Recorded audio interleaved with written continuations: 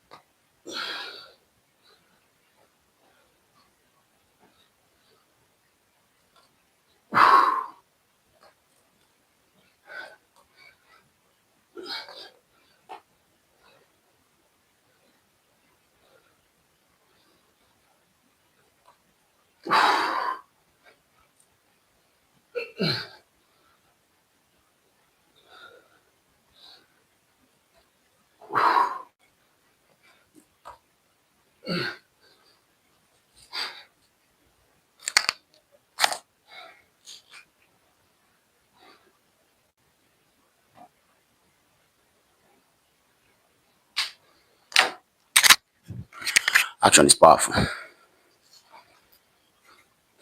You can never know until you're in it. That's the best place to think from when you're doing.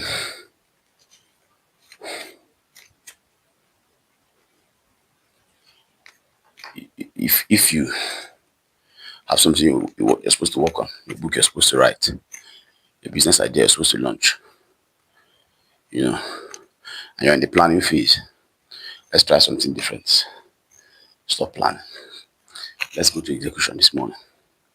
Let's start writing this morning. Let's start doing this morning. And then think while you're doing it. You'll be amazed. Apart from the fact that action defeats or kills fear, if your issue is not fear, if your issue is overthinking or over strategizing, or even strategizing, you're going to plan better when you start taking pieces of action. The reason is now you see better because you're inside the thing. Some of those real life editing that happens to the things we've done on paper, you can never get those without action, no matter how long you plan for. Then secondly, the second reason is inspiration comes in action if you're looking out for it. So if I have things I want to do right now, things I'm working on, or for example, what I'm doing right now, when it was in the planning phase, where I said, okay, every morning, come online, try to inspire you.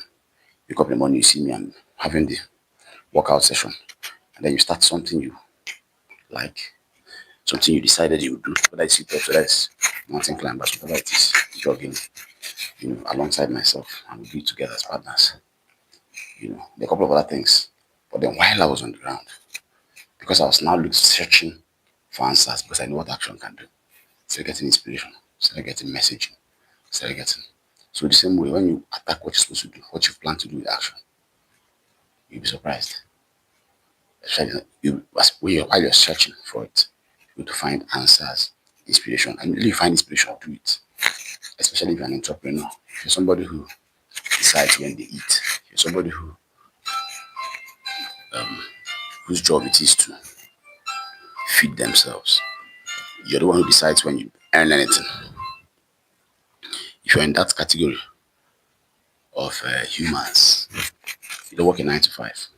You can't throw away any inspiration or any idea. You just try everything. There's a lyric in a Westlife song that says, "Cause who's to know which one you let go?" That's your talking about dreams. So for who is to know which one you let go would have made you complete.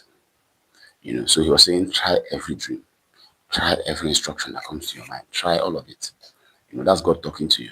I think the entrepreneur is God's direct messenger. That's what I think. Entrepreneurs are the ones that have made our lives easier. They're the ones who made mobile phones. They're the ones who made the chair we sit on. They're the ones who made the traffic lights. They're the ones who made everything. Entrepreneurs. The man who works in 95 for me never made anything. Probably they were on the team that finally produced, you know. But the man who got the idea and executed on it, the idea and the execution is purely on the entrepreneur. Of course, with the help of people who work 9 to 5s. So you can't look at how many ideas you already allowed to, plus myself, look at myself as well. These are thoughts that I'm expressing. So want to, while we're acting, pay attention to inspiration. And when they drop during action, we act on them again. Do something about it. Do something about all of it, everything. Nobody will be inspired on your behalf. Sometimes you're not even reachable. Sometimes when people tell you things, you don't expect it, which is also a good thing. So means those other parts from which instruction can come, they are not as clear as the ones, this part. As an entrepreneur, your antenna is sharper than the regular 9 to 5 person, because you're already in communication with God. Maybe better, because you're completely unsafe. You're playing in a space where you you don't know what's happening the next day. So you're a man who lives by faith. And since that's the case, you are in communication every minute with God. The difference now is if you have to be aware of it. And the awareness is that sensitiveness and action. Action.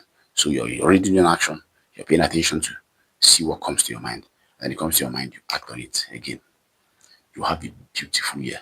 I'm talking about the couple of months I will have left. By December, you'll be happy you did. So again, do your edits, do your cleanup, do your planning inside action. Then pay attention to instructions as well. And then act on those.